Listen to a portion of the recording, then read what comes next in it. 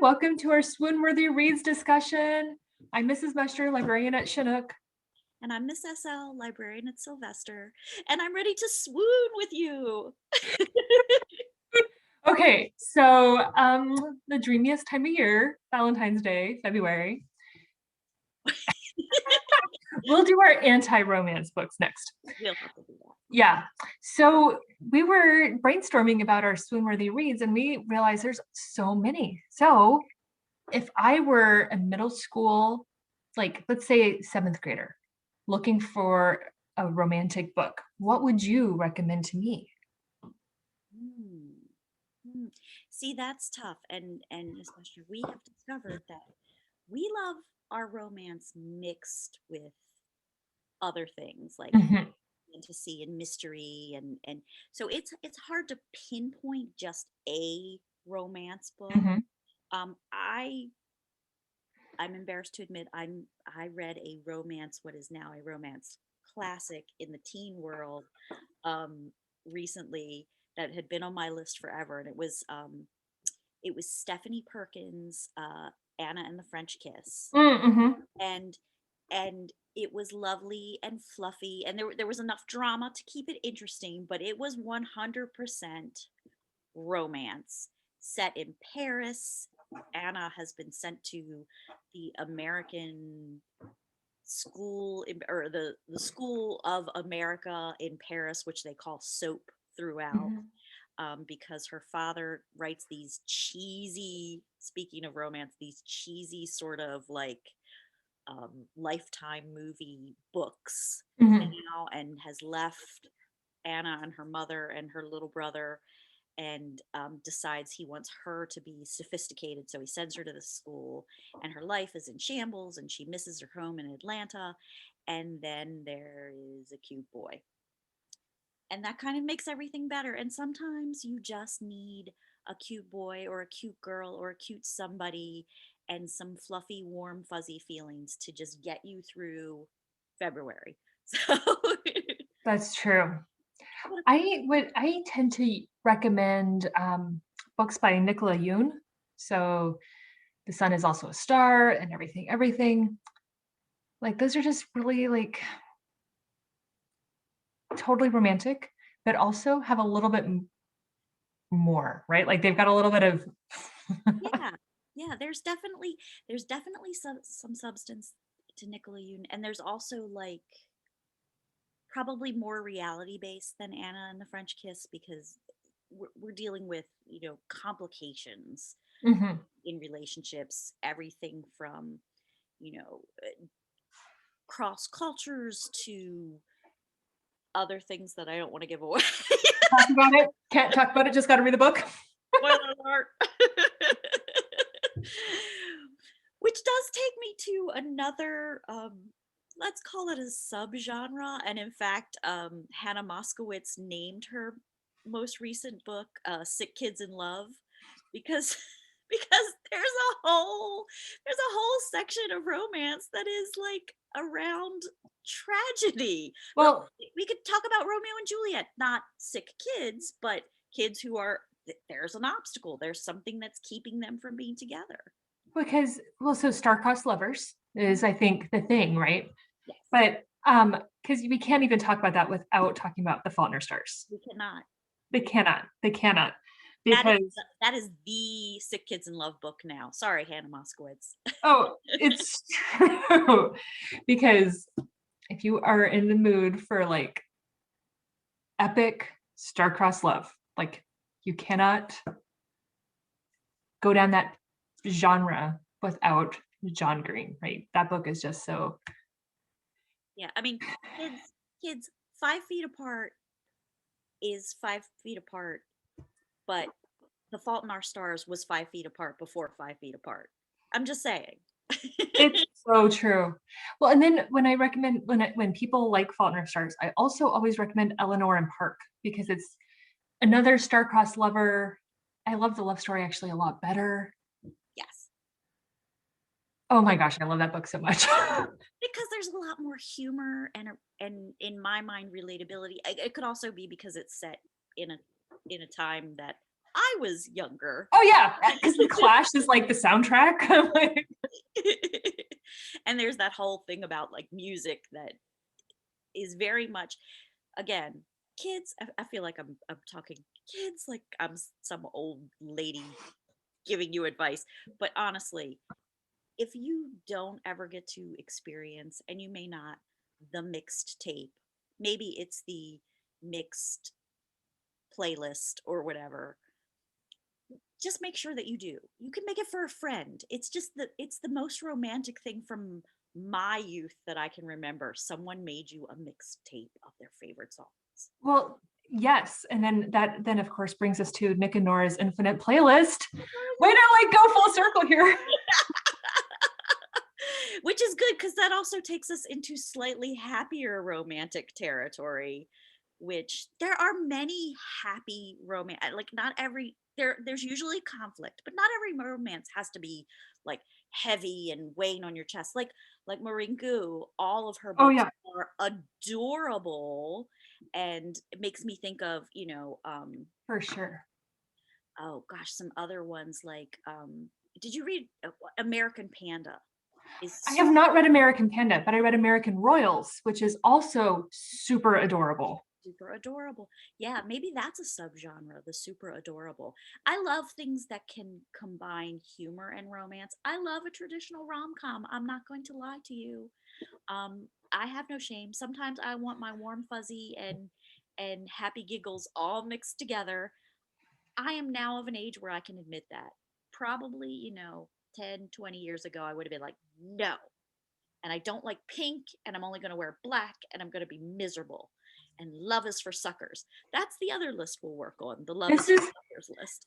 this is why we are like literary soulmates, because I am also the same thing. I'm like, even last year, I don't know if I would have purchased this pink sweater because I'm like, black is the color of my soul.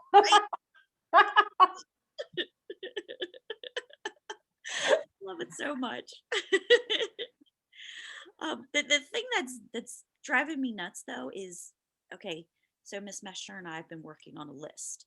So what we're talking about now is just a sampling of this mega gigantic swoon-worthy reads list, and I'm trying to think of all the different things that we put on there, and it really is, it's like a tour of the world of romantic tropes, which, I'm sorry, I love a good trope. They're tropes for a reason, Mhm. the enemies to lovers kind of romantic trope. And I'm struggling to think of one that's on our list, or several that I know are on our list right now. And of course, not a single title is popping into my head.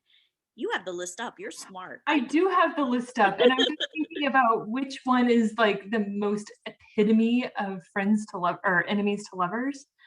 And I'm thinking about like, oh, Twilight. Twilight. Well, there, you don't get more enemy than being someone's friend. Vampire. Sorry. And then um oh man, gosh. The Daughter of Smoke and Bone by Laini Taylor. I mean, like, it's so that's another subgenre, right? Because that's angels and demons. Angels and demons, who are natural enemies, but Natural enemies. And like they're literally fighting over people's like souls and fall in love. yeah. Well, and you and I have talked about this before, because we love Laini, and Yeah. Her duology, Strange the Dreamer, those two books are, they're they're so romantic, and yet they're not really 100% a romance, because they're also about identity, and they're about books, which of course we're going to geek out about. But the romance is, it's not enemies to lovers, it's like unknowns to lovers, which is kind of its own subgenre. I Right. just made that up, No. because the two main characters don't understand each other, and they're forced to not understand each other until they do, and then it's almost like friendship and then love, and it's so beautiful. Oh, I love it when it goes first friendship to love. So I'm not a big fan of insta love, which Sorry, is, the, oh, I love the puppy. bombing. It's okay. No, I'm not a huge fan of insta love, which is a common problem in middle school and high school love stories. But the Mary Pearson books, Kiss of Deception and Dance of Thieves, has what sort of feels like insta love, but over the course of the books, okay, so they're super swoon-worthy, but over the course of the books, like they develop a real friendship, and the love comes out of the friendship, and so like you're like, yeah, Yeah, these people, I am so invested in their love story. which is, and that's beautiful too, because all good loving relationships should be based in friendship. Yeah. Here I go again, kids. No, I'm sorry, guys. I'm just very silly today. I have no good advice. Don't listen to me. No, it's But I have true. good advice about books. And okay, all right. Back to the enemies, though. Winter's Curse. Oh gosh, yes. I mean, not only are they enemies, they're like whole nations hate each other, and one of them is like captured by the other, and then again, there's that, I don't know if it's friendship, but again, understanding grows, and very, Which very swoon worthy. goes with An Ember in the Ashes by Sabaa Tahir. I know. I'm like, oh my gosh. And I'm jealous because Miss Meschter has read the last one and finished the series, and I haven't gotten there yet. But I'm also kind of relieved because I don't want the series to end. So it's like, it's where you hold off that last book because you're like, this means I'll have to say goodbye. Yeah, I don't like saying goodbye, but I also like it when the series is over. Like, I'm like, yeah, I feel that the story is wrapped up. Like, I'm like, they can rest. The story is wrapped. I feel complete that this is like, it's a very satisfying ending, Mhm. as opposed to some books where I'm like, this is not over and we need more. Yes, So, um, yes. yeah. Do you know what I like also? And this is terrible and wonderful at the same time, that what you were talking about made me think of. I like when an author sometimes sneaks in cameos of characters from previous books. Yes. And I'm thinking about how The Gentleman's Guide to Vice and Virtue, which is a fabulous, over the top, um, adventure LGBTQ romance. It's funny as anything, and but it's also very swoon worthy. But the characters in that book appear in uh, Mackenzie Lee's next book, which is Pirates. Petty, Pirates and Petticoats, right? I think something like that. And I love, because then you feel like you're getting kind of a little like follow up on, oh, how's that couple doing? Because sometimes you want to know what happens after the happily ever after. Yes.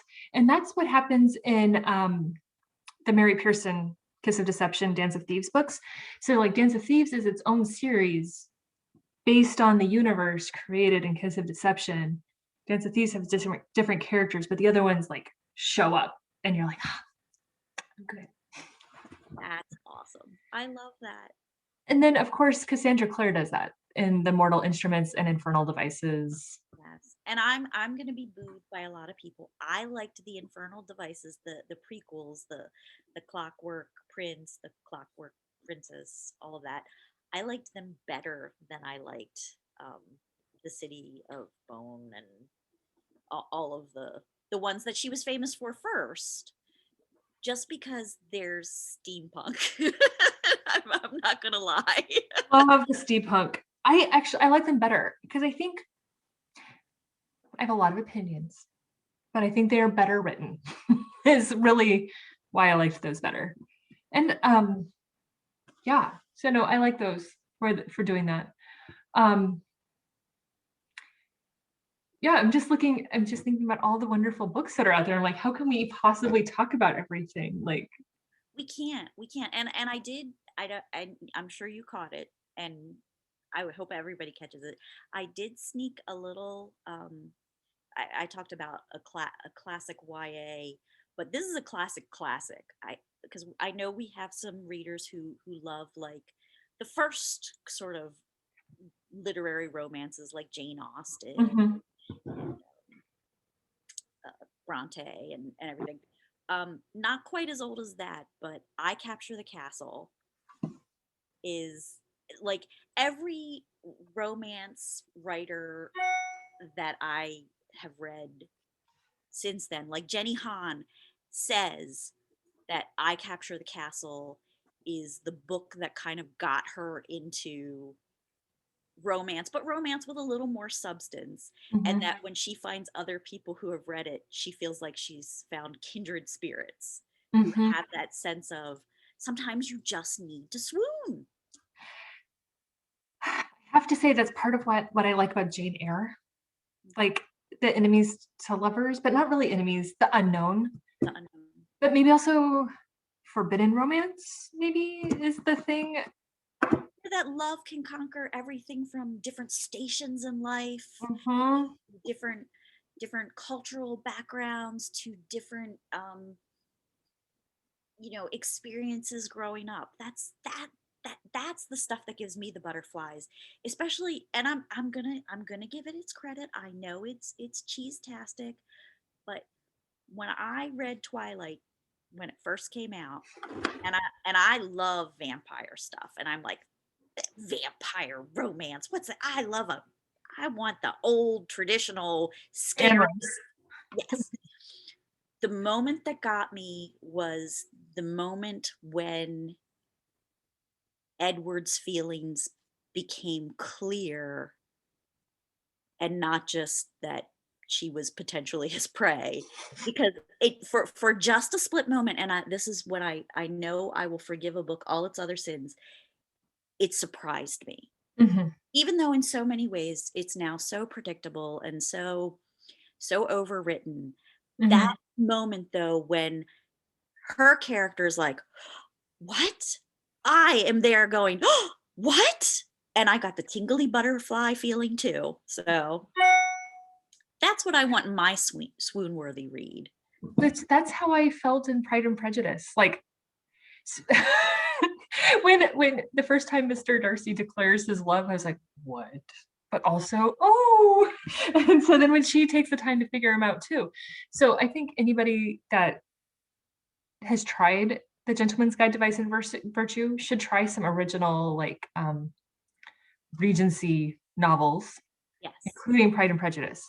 Anybody that might enjoy Brotherton on Netflix, which is maybe not middle school appropriate or high school appropriate, maybe not, maybe, should also check out Pride and Prejudice. I mean, like, there's a reason why it's a classic. Like, it's just every time I read it, I'm like, oh, thirsty. Yeah. And that is Pride and Prejudice, and you mentioned Jane Eyre earlier. Mm-hmm. Those are two of my go-to reread books. And I was saying this to a language arts class the other day. Sometimes I won't reread a whole book. I'll reread the parts that I remember make me feel the best or the happiest or stick in my brain the most. Yes. That's enough. Yeah. Oh man. What about so when you Twilight, that's a whole like genre of supernatural Supernatural, shapeshifters. paranormal romance.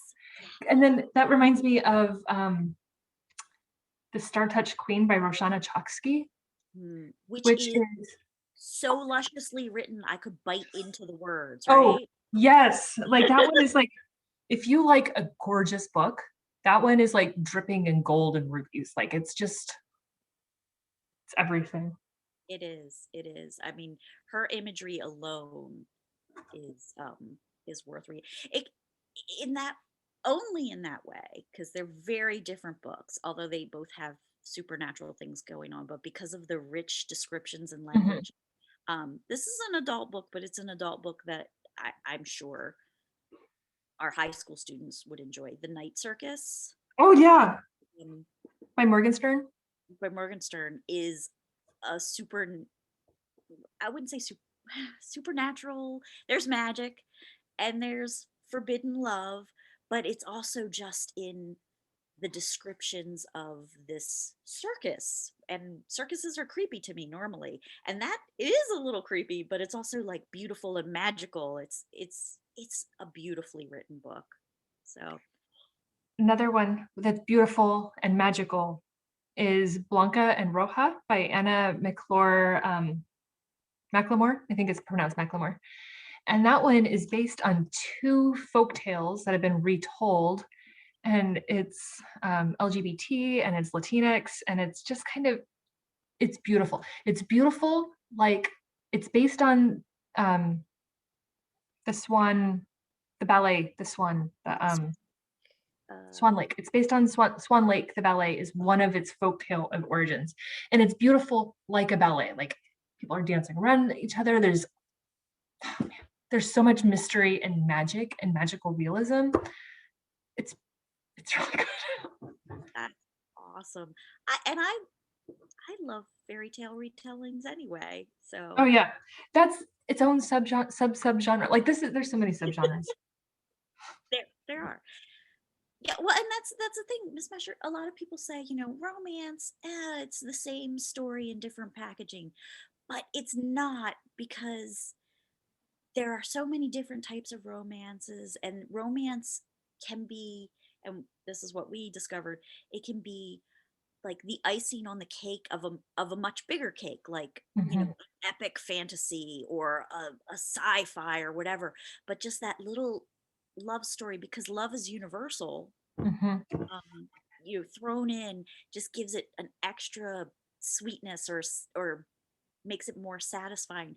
But also the sub genres of romance are just Right. out of control and fun. Right. Well, just like fairy tale retellings and like love. So like Lunar Chronicles is actually one I recommend to people who don't even want a love story. Mhm. And because the fairy tale retelling and the science fiction and the adventure is so good. But it And super also strong heroines. super strong heroines, but also it's totally romantic. It is So totally romantic and really funny. I love that book so much. Also, the author's from Tacoma, Washington, so it is local and always have to support our local authors. And I want Aiko as my best friend. Who doesn't? Aiko is the girl, even though Aiko is a robot, Aiko is the girliest. I hate to use that phrase, but I mean, she's the one who's most interested in the prince and Oh the yeah. fashion and the, which Oh which is yeah. kind of fun. She's so fun. Yeah, And her sarcasm. Anyway, I love the Lunar I do Chronicles. too. I do too. It, Oh, it was it was a retelling of fairy tales that I never knew I needed. So well, and speaking of steampunk, like it's not steampunk in that it's set in the future, but there's cyborgs and that sort of like yes. Well, that's why it took me so long to read it. I think I've told this story before, because when I heard Cyborg Cinderella, all I could picture was the Terminator. oh And I was like, I mean, not, I love the Terminator, but I'm like, I don't know if I want that in my fairy tale. And then I read it and I was so blown away that I was like, okay, I forgive myself for thinking the wrong thing, especially because of the cover of the book. And I want everybody to read it. your mention of the Terminator reminded me of my favorite unrequited love story, Do tell. Illuminae. That I mean, like at first you're like, this is not romance. And then you're like, oh no, there is an unrequited romance that's so powerful and is like the driving force of all the action of the book. But also that book is Die Hard in Space with space zombies. So there's that. Right. Yes. I Yeah. love that book so much. That's a book that I recommend to everybody. Well, and Oh gosh. Christoph?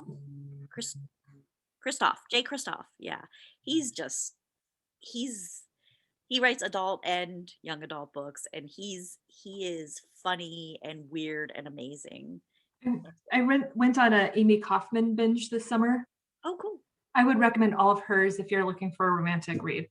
Yeah, doesn't she also write some romantic books with Megan Spooner Yes. that are also set in space? One of them is like Pride and Prejudice in space. I'm trying to think of what it's Yes. called. Yes. Stars. So all of Amy Kaufman, and Jay Christoph. Oh man, so good. So good. Okay, I think we're like running out of time on our recording, Miss SL. Do we have any final books we want to share out? Thousands of books I want to I share. know, I know. We need to do a part 2. We do need to do a part 2. We do. I just like. I do want to give a shout out to The Wrath and the Dawn. Oh yeah, for sure. By Renee Adelaide. I don't know how to say her last name. I'm not going to lie, but I read her 2 books in that series, and I haven't read all the short story companions. I read those a while ago when they first came out, but they have made a webtoon version of The Wrath and the Dawn that I know is reintroducing some of our readers to that story. And I tell them all, the webtoon is awesome. Read the books too, because there's a richness to those stories, and they have, they have Middle Eastern folklore woven into them, and they're beautiful and they're magical, and it's Scheherazade. So I know, and like it's the original romance, right? Like Scheherazade and a Thousand Tales. Another one that I just remembered, and I'm like, oh my gosh, how did I not think of this one before? The Black Witch. That one has such a swoon-worthy romance in that book, and because I also think of that one as just really like geopolitical and fantasy, but oh my gosh, it's romantic. And the spin-off novellas that are available online only. I need you to say no more, because you had mentioned the Black Witch series to me, I hadn't read. Then I bought them for Sylvester, and they're still being processed, but I'm like, they're on my to be read pile, which is very, very small. You the eyebrows. Uh-uh. Midwinter break is coming. They might be good reads. Well, midwinter break and this coming Valentine's Day, they're all smushed up together. So perfect time to pick up some swoon-worthy reads. Perfect time to pick up some swoon-worthy reads. I think on that note, Lunar New Year is also this weekend. So I'm like, are there any good ones that are just really apropos for New Year's? On our final wrapping up. I'm thinking of the graphic novel Mooncakes. Oh, yes. Because that is romantic, and LGBTQ, and but also actually, related to the Chinese New Year. I'm trying to think of others though, because New Year's, as we discussed in our Books with a Bang, are all about, celebrations and discovery, and I think The Sun is Also a Star goes pretty well with Lunar New Year. I mean, it's not like explicitly Lunar New Year, but there's the starting over and the redefining. Oh man, Frankly in Love by David Yoon. I'm just, and that's Nicola Yoon's husband. And Frankly in Love is rom-com with substance. Love that book. Love him. Love their real romance. Because they came from different cultural backgrounds, and there were some obstacles that they had to get through, particularly around their families, and their love is so strong that they both write about love. That, who could ask for? Right, like the background story, you're like, I just need that in my life. Exactly. Oh man, okay. Now I'm ourselves. I'm like, I could just talk about these all day. I could too. Okay, well, on that note, I think we should say goodbye to our friends, and hope you find some good books. Yep. And remember, they're love plus things. So if you're like, down with love, we are going to do that list. But but also think of love as just the side story to the rest of it. Or what is it, Shakespeare? Love is a many splendored thing. That's true. All right.